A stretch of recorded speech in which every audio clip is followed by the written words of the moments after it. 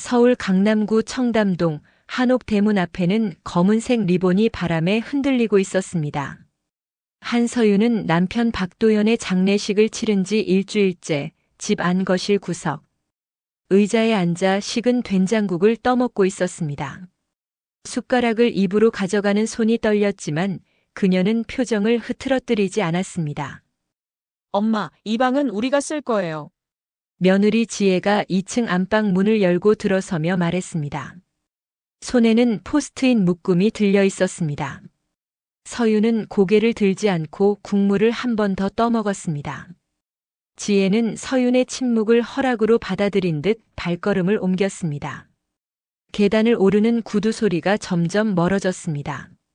거실 한쪽에서는 아들 재훈이 노트북을 펼쳐놓고 무언가를 계산하고 있었습니다. 그의 옆에는 두 손주가 태블릿을 보며 낄낄거렸습니다. 아무도 서윤을 돌아보지 않았습니다. 그녀는 그저 구석에 존재하는 가구 같았습니다. 할머니, 저 배고파요. 10살 손녀가 서윤을 바라보았습니다. 서윤은 천천히 일어나 부엌으로 향했습니다. 냉장고 문을 열자 반찬통들이 정돈되어 있었습니다. 그녀는 김치찌개를 끓이기 시작했습니다. 냄비에서 김이 오르고 조용한 보글보글 소리가 부엌을 채웠습니다. 창밖으로는 겨울 해가 기울고 있었습니다. 서윤은 손주에게 밥을 차려주고 다시 자신의 자리로 돌아왔습니다. 그녀의 시선은 거실 장식장 위 액자를 향했습니다. 15년 전 도현과 함께 찍은 사진이었습니다. 그때 도현의 얼굴에는 웃음이 없었습니다. 15년 전 가을 박도현의 제조회사는 파산 직전이었습니다. 은행 대출 독촉장이 매일 우편함을 채웠고 거래처들은 하나둘 계약을 해지했습니다. 도현은 밤마다 서재에 틀어박혀 서류를 뒤적였습니다. 서윤은 문 앞에 서서 그의 뒷모습을 바라보았습니다. 굽은 어깨, 흰머리가 늘어난 뒷목이 보였습니다. 여보, 괜찮아요? 서윤이 조심스럽게 물었습니다. 도현은 고개를 돌리지 않았습니다. 괜찮아. 내일 은행 미팅이 있어. 그의 목소리는 잠겨 있었습니다. 서윤은 물 한 잔을 탁자에 놓고 나왔습니다. 그날 밤 그녀는 잠들지 못했습니다. 침대에 누워 천장을 바라보며 계산했습니다. 결혼 반지, 에메랄드 목걸이, 금팔찌, 그녀가 가진 귀금 속의 가치를 머릿속으로 더했습니다. 다음 날 아침 서윤은 종로 귀금 속 상가를 찾았습니다. 결혼 반지를 손가락에서 빼는 순간 손이 떨렸습니다. 20년을 끼고 살았던 반지였습니다. 상인은 저울에 반지를 올려놓고 금액을 제시했습니다. 서윤은 고개를 끄덕였습니다. 에메랄드 목걸이는 시어머니가 물려준 것이었습니다. 그녀는 목걸이를 상자에서 꺼내며 잠시 망설였습니다. 하지만 손은 이미 목걸이를 상인에게 건네고 있었습니다. 금팔찌, 진주 귀걸이, 브로치까지 그녀가 가진 모든 것을 현금으로 바꾸었습니다. 그날 저녁 서윤은 봉투에 담긴 현금을 도현에게 건넸습니다. 이걸로 담보금을 보충하세요. 도현은 놀란 눈으로 서윤을 바라보았습니다. 이게 어디서 난 돈이야? 제 것을 팔았어요. 서윤은 짧게 대답했습니다. 도현은 아무 말도 하지 못했습니다. 그는 봉투를 받아들고 고개를 숙였습니다. 서윤은 그의 얼굴에서 눈물 한 방울이 떨어지는 것을 보았습니다. 그 돈으로 회사는 은행 대출을 연장했고 새로운 거래처를 찾았습니다. 6개월 후 회사는 흑자로 돌아섰습니다. 3년 후에는 상장 준비를 시작했습니다. 하지만 아무도 서윤의 역할을 알지 못했습니다. 가족들은 그저 도현의 경영 능력을 칭찬했습니다. 서윤은 불평하지 않았습니다. 그녀는 도현이 다시 웃는 얼굴을 되찾은 것만으로 만족했습니다. 밤마다 그녀는 회사 자료를 정리하고 IPO 전략 문서를 검토했습니다. 도현은 그녀에게 자주 물었습니다. 이 부분은 어떻게 생각해? 서윤은 조용히 답했습니다. 투자 구조, 특허 출원 전략, 주주 배분 계획, 그녀의 손을 거치지 않은 문서는 없었습니다. 하지만 회사 회의실에서는 그녀의 이름이 언급되지 않았습니다. 현재로 돌아온 서윤은 거실 창문을 바라보았습니다. 밖에서는 눈이 내리기 시작했습니다. 하얀 눈송이들이 한옥기와 위에 쌓이고 있었습니다. 재훈이 노트북을 덮으며 일어섰습니다.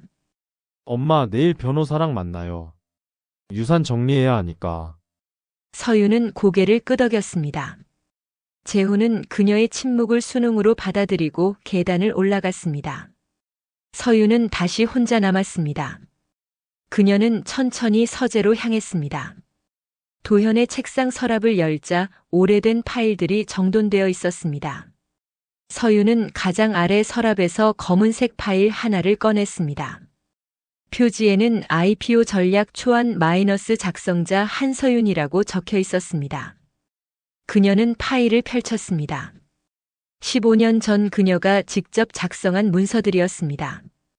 투자 유치 계획, 특허 출원 내역, 주주 구조 설계 모든 페이지에 그녀의 서명이 있었습니다.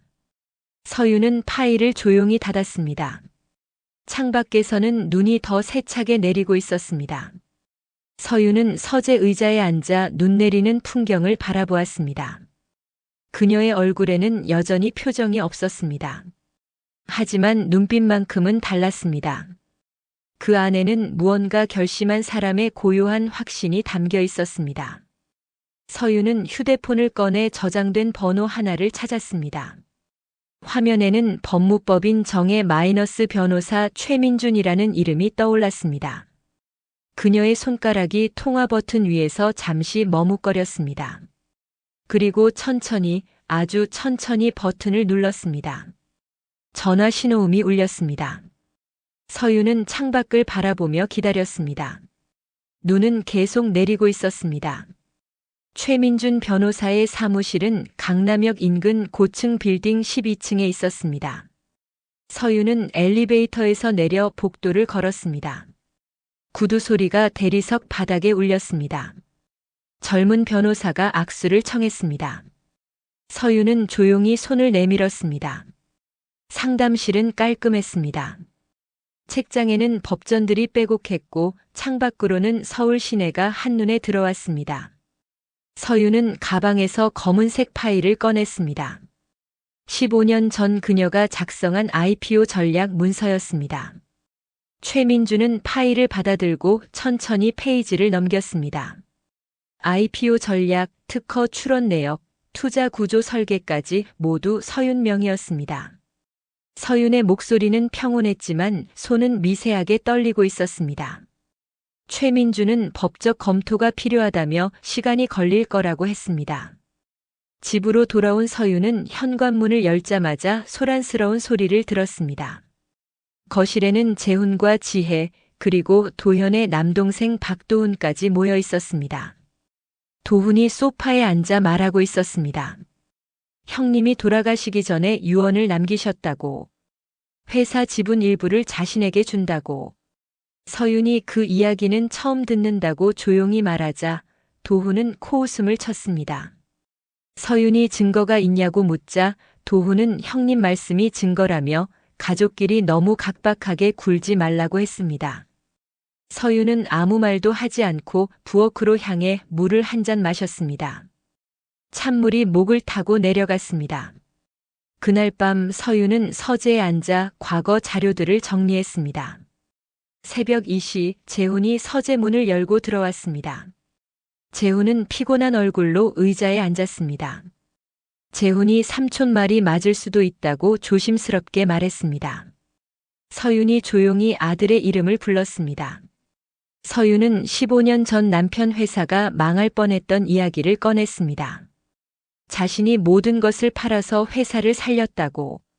결혼 반지, 목걸이, 할머니가 물려주신 것들까지. 그리고 IPO 전략도 특허 출원도 모두 자신이 했다고 말했습니다. 서윤은 파일을 재훈 앞에 놓았습니다. 페이지마다 어머니의 서명이 있었습니다. 재훈이 왜 말씀 안 하셨냐고 묻자 서윤은 남편이 그러자고 했다고 답했습니다. 세상에 알릴 필요 없다고. 서윤의 목소리에는 처음으로 흔들림이 묻어났습니다. 재훈은 어머니의 눈가에 깊게 패인 주름을 보았습니다. 그는 고개를 숙이며 죄송하다고 말했습니다. 다음 날 아침 최민준 변호사에게서 전화가 왔습니다. 문제가 있다는 것이었습니다. IPO 전략은 서윤 명의가 맞지만 회사 등기부등본에는 서윤 명의가 없었습니다. 유언장이 있으면 그게 우선이라는 설명이었습니다. 서윤은 전화를 끊고 소파에 주저앉았습니다. 거실은 조용했습니다. 그때 현관문이 열리며 도훈이 들어왔습니다. 그는 서류 봉투를 탁자 위에 던지듯 놓았습니다. 형님이 공증 받아놓은 유언장이라고 했습니다. 서윤은 서류를 집어 읽었습니다. 회사 지분 15%는 동생에게, 나머지는 아들에게. 서윤의 이름은 어디에도 없었습니다. 작년 5월 작성. 도현이 암 진단을 받기 한 달 전이었습니다. 도훈은 억울하면 법원 가라며 공증까지 받은 유언장을 뒤집기는 힘들 거라고 했습니다. 오후 서윤은 다시 최민준 변호사를 찾아갔습니다. 최민준은 유언장 사본을 검토했습니다. 형식적으로는 문제가 없었습니다. 하지만 기업은 청구는 가능하다고 했습니다. 다만 시간이 오래 걸리고 이기기 어렵다는 설명이었습니다. 어떻게 해야 하냐는 서윤의 질문에 최민준의 대답은 간결했습니다.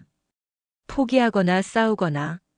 서윤은 엘리베이터 거울에 비친 자신의 얼굴을 보았습니다. 주름진 눈과 힘없이 내려간 입꼬리. 그녀는 거울에서 시선을 거뒀습니다. 저녁 서윤은 부엌에서 물을 썰면서 생각했습니다. 자신이 무얼 원하는 건지. 돈이 필요한 건 아니었습니다. 인정받고 싶었던 것입니다. 15년간 한 일들이 그냥 사라지는 게 싫었습니다. 거실로 나가자 재훈이 말했습니다. 삼촌이 내일 가족 회의를 하자고 했다고. 서윤은 짧게 대답하고 자리에 앉았습니다. 밥을 먹는 동안 아무도 말을 하지 않았습니다. 식사를 마치고 서윤은 서재로 향했습니다. 노트를 펼쳐 글을 쓰기 시작했습니다. 내가 원하는 것일, 내 공로를 인정받는 것. 펜 끝이 멈췄습니다. 창밖에서는 다시 눈이 내리기 시작했습니다. 서윤은 창가에 서서 눈을 바라보았습니다. 하얀 눈송이들이 어둠 속에서 빛났습니다. 그녀는 결심했습니다. 내일 가족 회의에서 말할 것입니다. 15년간 묵혀왔던 진실을. 서윤은 서재 서랍에서 모든 자료를 꺼냈습니다. IPO 문서, 특허 자료, 투자 계약서, 귀금속 판매 영수증. 자료들을 가방에 정리했습니다. 내일 모든 게 달라질 것입니다. 아니면 아무것도 달라지지 않을 것입니다. 하지만 최소한 그녀는 침묵하지 않을 것입니다. 침대에 누워 천장을 바라보았습니다. 어둠 속에서 남편의 목소리가 들리는 것 같았습니다. 서윤은 눈을 감았습니다. 눈물이 흘러내렸습니다. 오랜만에 흘리는 눈물이었습니다. 가족회의는 다음 날 오후 2시로 정해졌습니다. 서윤은 아침 일찍 일어나 자료를 다시 점검했습니다. IPO 문서, 특허 출원 내역, 15년 전 귀금속 판매 영수증까지 모든 것이 가방 안에 정리되어 있었습니다. 거실에는 재훈, 지혜, 도훈, 그리고 도현의 회사 고문 변호사까지 모였습니다. 테이블 위에는 유언장 사본이 놓여 있었습니다. 고문 변호사가 안경을 고쳤으며 유언 내용을 설명했습니다. 회사 지분은 아들과 동생에게, 집과 예금은 서윤에게. 서윤은 조용히 듣고 있었습니다. 그녀는 가방에서 검은 파일을 꺼내 테이블 위에 펼쳤습니다. 15년 전 귀금속 판매 영수증, IPO 전략 문서, 특허 출원 자료. 모두 그녀의 이름으로 되어 있었습니다. 도훈이 코웃음을 쳤습니다. 부부간에 돕는 건 당연한 거 아니냐는 투였습니다. 고문 변호사는 서류를 검토하며 난색을 표했습니다. 문서 작성자는 분명 서윤이었지만 유언장이 공증되어 있어 법적으로 번복하기 어렵다는 설명이었습니다. 회의는 1시간 만에 끝났습니다. 결론은 변하지 않았습니다. 서유는 청담동 거리를 걸었습니다. 발걸음에는 목적이 없었습니다. 카페들이 지나갔고 명품 매장들이 지나갔습니다. 한강 고수부지에 도착했을 때는 해가 기울고 있었습니다. 벤치에 앉아 강을 바라보았습니다. 물은 조용히 흘렀습니다. 서유는 생각했습니다. 자신이 무엇을 원했던 건지, 무엇이 억울한 건지. 휴대폰이 울렸습니다. 최민준 변호사였습니다. 그는 다른 방법을 찾았다고 했습니다. 15년 전 서윤이 만든 돈이 회사 계좌로 들어간 기록만 있으면 실질적 출자자로 인정받을 수 있다는 것이었습니다. 하지만 서윤은 남편에게 현금을 직접 건넸습니다. 은행 거래 내역이 있는지 확실하지 않았습니다. 변호사는 회사 계좌 입금 기록을 확인해 보라고 조언했습니다. 전화를 끊고 서윤은 다시 강을 바라보았습니다. 희망이 보이는 것 같았습니다. 하지만 동시에 더 큰 산이 앞에 있는 것도 보였습니다. 집으로 돌아온 서윤은 서재로 향했습니다. 도현의 책상 서랍을 하나씩 열었습니다. 오래된 통장들이 나왔습니다. 1시간을 뒤진 끝에 낡은 파란색 통장을 찾았습니다. 회사법인 계좌였습니다. 페이지를 넘겼습니다. 2010년 3월 16일 입금 4,500만 원. 서윤의 손이 멈췄습니다. 그날이었습니다. 그녀가 귀금속을 팔고 도현에게 돈을 건넨 다음 날이었습니다. 금액도 정확히 일치했습니다. 서윤은 통장을 가슴에 안았습니다. 그때 서재 문이 열렸습니다. 지혜였습니다. 서윤은 통장을 재빨리 가방에 넣었습니다. 지혜는 의심스러운 눈으로 그녀를 바라보더니 유 원장은 이미 공증됐으니 받아들이라는 말을 남기고 나갔습니다. 서윤은 가방 속 통장을 만졌습니다. 종이가 낡아 부스러질 것 같았습니다. 하지만 그 안에 적힌 숫자는 또렷했습니다. 다음 날 아침 서윤은 은행을 찾았습니다. 15년 전 거래 내역 증명서를 발급받아야 했습니다. 창구 직원은 난색을 표했습니다. 본점 보관 자료라 일주일이 걸리고 법인 계좌라서 대표자나 법정 대리인만 발급받을 수 있다는 것이었습니다. 결국 재훈에게 부탁해야 했습니다. 하지만 재훈은 이미 유 원장을 받아들이기로 한 상태였습니다. 서윤은 은행 밖 벤치에 앉았습니다. 통장은 있지만 증명서는 없었습니다. 길이 막혀 있었습니다. 카페에 들러 커피를 주문했습니다. 창가에 앉아 최민준 변호사에게 문자를 보냈습니다. 통장은 찾았지만 증명서 발급이 어렵다는 내용이었습니다. 답장이 왔습니다.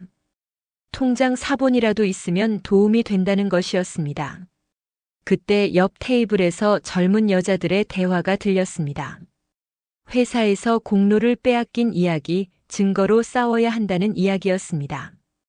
카톡도 증거고 이메일도 증거라는 말이 서윤의 귀에 들어왔습니다.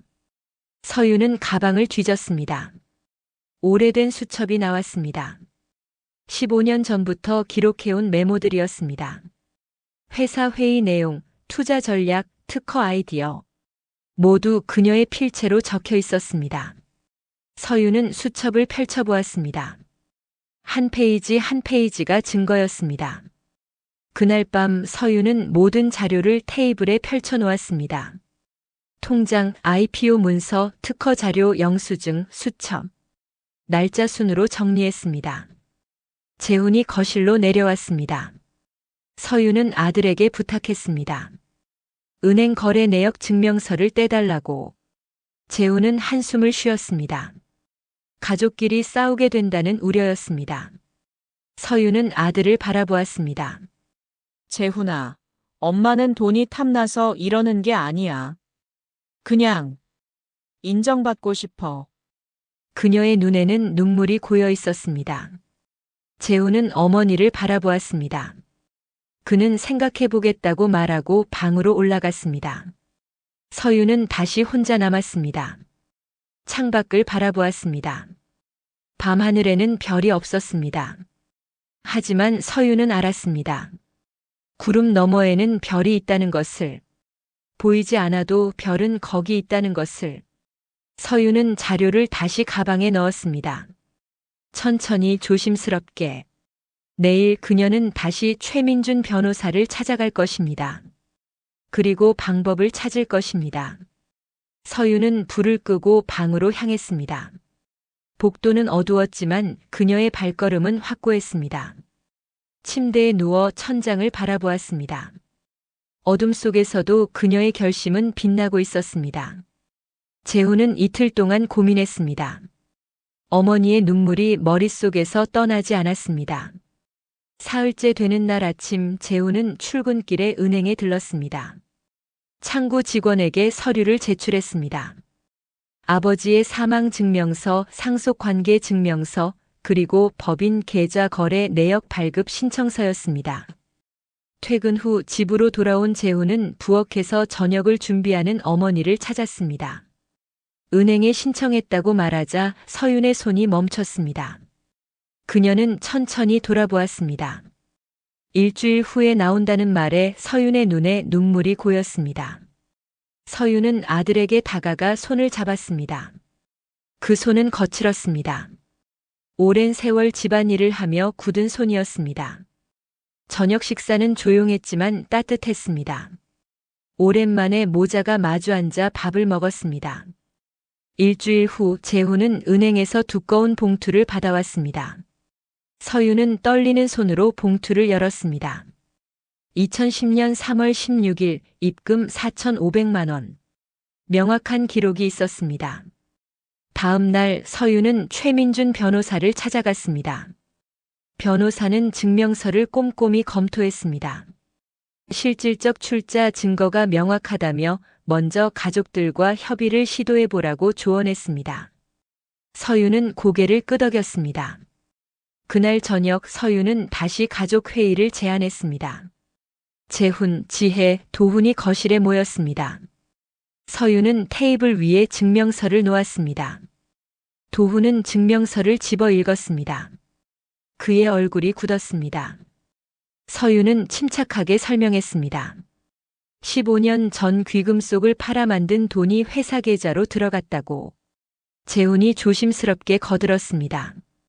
엄마가 실제로 회사를 살렸다고 아무것도 안 받는 건 공평하지 않다고. 도훈은 잠시 침묵하더니 일주일만 시간을 달라고 했습니다. 변호사와 상의해보겠다고. 서윤은 조용히 고개를 끄덕였습니다. 일주일 동안 집안은 조용했습니다. 서윤은 평소처럼 집안일을 했습니다. 하지만 마음은 달랐습니다. 무거운 짐을 조금 내려놓은 것 같았습니다. 재훈은 어머니와 더 많은 시간을 보냈습니다. 함께 저녁을 먹고 산책을 나갔습니다. 한강 고수부지를 걸으며 재훈은 어머니의 손을 잡았습니다. 말은 많지 않았지만 그 침묵은 따뜻했습니다. 일주일 후 네 사람은 다시 거실에 모였습니다. 도훈의 변호사가 함께 왔습니다. 변호사가 문서를 펼쳤습니다. 출자 금액과 기여도를 고려해 회사 지분 5%와 현금 5억 원을 제한한다는 내용이었습니다. 그리고 회사 정관에 서윤의 기여를 명시하겠다는 것이었습니다. 서윤은 문서를 천천히 읽었습니다. 지분 5%는 작았지만 의미가 컸습니다. 그녀도 회사의 주주가 되는 것이었습니다. 더 중요한 건 정관에 그녀의 이름이 기록된다는 것이었습니다. 서윤은 재훈을 바라보았습니다. 재훈이 고개를 끄덕였습니다. 서윤이 받아들이겠다고 말하자 도훈이 안도의 한숨을 쉬었습니다. 도훈과 지혜가 조심스럽게 사과했습니다. 서윤은 며느리의 손을 잡았습니다. 이제 다시 시작하자고 말했습니다. 계약서에 서명하는 순간 서윤은 가슴이 벅찼습니다. 15년 만에 그녀의 이름이 공식 문서에 올랐습니다. 더 이상 그림자가 아니었습니다. 그날 저녁 서윤은 서재에 앉아 창밖을 바라보았습니다.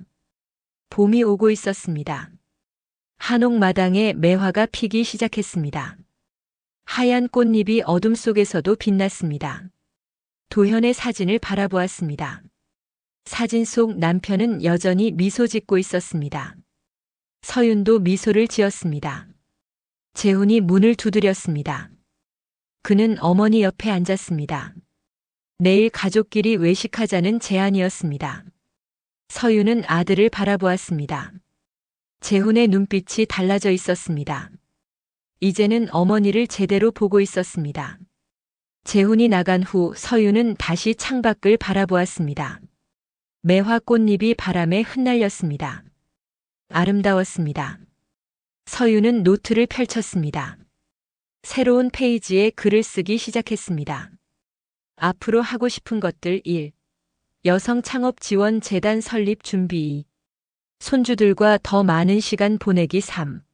나를 위한 여행. 펜이 종이 위를 미끄러졌습니다. 글씨는 또렷했습니다. 그녀의 마음처럼. 밤은 깊어가고 있었습니다. 하지만 서윤의 방에는 불이 켜져 있었습니다. 그 빛은 따뜻했고 희망적이었습니다. 창밖 매화나무 가지 위로 달빛이 내려앉았습니다. 새로운 시작이었습니다. 침묵 속에서 살아온 여자의, 이제는 목소리를 낸 여자의 새로운 삶이었습니다. 서윤은 노트를 천천히 덮고 창밖을 바라보았습니다. 어둠 속에서도 매화는 피어나고 있었습니다. 3개월이 흘렀습니다. 서윤은 회사 주주명부에 자신의 이름이 올라간 문서를 받았습니다. 지분 5% 작은 숫자였지만 그 의미는 컸습니다. 15년 만에 그녀의 공로가 인정받은 것이었습니다. 봄은 깊어지고 있었습니다. 한옥 마당의 매화는 지고 이제 목련이 피어나기 시작했습니다. 서윤은 마당에 서서 꽃을 바라보았습니다. 하얗고 풍성한 꽃잎들이 봄바람에 흔들렸습니다. 재훈과 지혜는 주말마다 찾아왔습니다. 손주들도 함께였습니다. 예전과는 달랐습니다. 이제 그들은 서윤을 제대로 보았습니다. 단순히 집안일 하는 할머니가 아니라 한 사람으로. 어느 토요일 오후 가족들이 거실에 모였습니다. 서윤은 부엌에서 준비한 음식을 상에 차렸습니다. 된장찌개, 나물, 생선구이. 손주들은 할머니 옆에 앉아 밥을 먹었습니다. 식사 후 재훈이 봉투 하나를 꺼냈습니다. 제주도 3박 4일 가족 여행 패키지였습니다. 서윤은 안내서를 바라보다가 조용히 고개를 끄덕였습니다. 그날 저녁 서윤은 서재에 앉아 노트를 펼쳤습니다. 몇 달 전 작성한 목록이 있었습니다. 그녀는 첫 번째 항목에 체크 표시를 했습니다. 1. 여성 창업 지원 재단 설립 준비 - 진행 중. 지난주 최민준 변호사와 만나 재단 설립 절차를 상의했습니다. 서윤이 받은 현금 중 일부를 재단 기금으로 사용하기로 했습니다. 여성들이 자신의 능력을 인정받고 꿈을 펼칠 수 있도록 돕는 재단이었습니다. 서윤은 펜을 들어 새로운 항목을 적었습니다. 4. 도현에게 편지 쓰기. 그녀는 잠시 망설이다가 편지지를 꺼냈습니다. 편지는 길지 않았습니다. 15년간의 서운함, 그리고 이제는 괜찮다는 말. 자신을 찾았다는 고백. 서윤은 편지를 봉투에 넣고 도현의 사진 옆에 놓았습니다. 다음 날 서윤은 오랜만에 대학 동창 민지를 만났습니다. 강남역 근처 카페였습니다. 서윤은 지난 몇 달간의 일을 이야기했습니다. 민지는 진지하게 들었습니다. 재단 계획을 설명하자 민지의 눈이 반짝였습니다. 그녀는 도와주겠다고 했습니다. 회계 쪽 일을 하는 민지였습니다. 두 사람은 오랜 시간 이야기를 나눴습니다.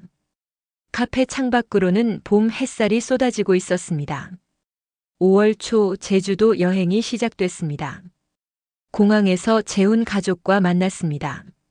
손주들은 신이 나서 뛰어다녔습니다. 비행기 안에서 서윤은 창밖을 바라보았습니다. 구름 위로 햇살이 빛나고 있었습니다. 제주도는 따뜻했습니다. 첫날은 해변을 걸었습니다. 파도 소리가 귓가에 들렸습니다. 손주들은 모래사장에서 놀았고 재훈과 지혜는 그들을 바라보며 웃었습니다. 서윤은 파도가 밀려오는 것을 바라보았습니다. 파도는 왔다가 다시 돌아갔습니다. 끝없이 반복되는 움직임이었습니다. 하지만 그 반복 속에도 변화가 있었습니다. 모래의 모양이 달라지고 조개 껍데기가 떠밀려 왔습니다. 인생도 그런 것이었습니다. 같은 듯 보여도 매일 조금씩 달라지는 것. 셋째 날 저녁 가족들은 숙소 거실에 모였습니다. 재훈과 지혜는 그동안의 일을 사과했습니다. 서유는 두 사람을 바라보며 괜찮다고 이제 서로 알게 됐으니 충분하다고 말했습니다. 10살 손녀가 할머니에게 다가왔습니다. 커서 할머니처럼 강한 사람이 되고 싶다고 했습니다. 서유는 손녀를 안았습니다. 아이의 몸은 작고 따뜻했습니다. 밤은 깊어갔습니다. 창밖으로는 제주 바다가 보였습니다. 어둠 속에서도 파도 소리는 계속 들렸습니다. 서울로 돌아온 후 서유는 본격적으로 재단 설립 작업을 시작했습니다. 민지와 함께 사무실을 구했습니다. 작은 공간이었지만 깨끗하고 밝았습니다. 재단 이름은 희망씨앗 재단으로 정했습니다. 여성 창업가들에게 소액 투자와 멘토링을 제공하는 재단이었습니다. 첫 번째 지원자 면접은 6월 초였습니다. 3명의 여성이 찾아왔습니다. 모두 40대에서 50대였습니다. 각자의 사연을 들으며 서유는 고개를 끄덕였습니다. 그들의 이야기는 낯설지 않았습니다. 서유는 자신도 오랜 시간 뒤에 있었다고 하지만 이제는 앞으로 나왔다고 말했습니다. 한 여성이 눈물을 흘렸습니다. 어느 저녁 서유는 한옥마당에 나가 별을 바라보았습니다. 여름이 다가오고 있었습니다. 밤하늘에는 별이 가득했습니다. 도현의 목소리가 들리는 것 같았습니다. 잘하고 있다고. 서유는 미소를 지었습니다. 남편도 이제 편안히 쉬고 있을 것입니다. 재단 사무실에서 문자가 도착했습니다. 첫 번째 지원 사업이 성공적으로 시작됐다는 내용이었습니다. 서유는 휴대폰을 내려놓고 다시 하늘을 올려다보았습니다. 별은 여전히 빛나고 있었습니다. 멀리 있지만 그 빛은 확실했습니다. 서유는 집 안으로 들어왔습니다. 거실은 조용했습니다. 하지만 그 고요함은 더 이상 외롭지 않았습니다. 평온했습니다. 서재로 향해 노트를 펼쳤습니다. 마지막 페이지에 한 문장을 적었습니다. 침묵도 힘이 될 수 있다. 하지만 목소리를 내는 것도 필요하다. 펜을 내려놓고 서유는 창밖을 바라보았습니다. 한옥기와 위로 달빛이 내려앉았습니다. 내일도 해가 뜰 것입니다. 그리고 그녀는 준비되어 있었습니다. 새로운 하루를, 새로운 삶을, 새로운 자신을 맞이할 준비가. 서유는 불을 끄고 방으로 향했습니다. 복도를 걸으며 그녀는 생각했습니다. 이것이 끝이 아니라 시작이라는 것을. 진짜 그녀의 인생이 지금부터라는 것을. 침대에 누워 눈을 감았습니다. 마음은 평온했습니다. 오랜만에 느끼는 진정한 평화였습니다. 서윤의 얼굴에는 잔잔한 미소가 머물렀습니다.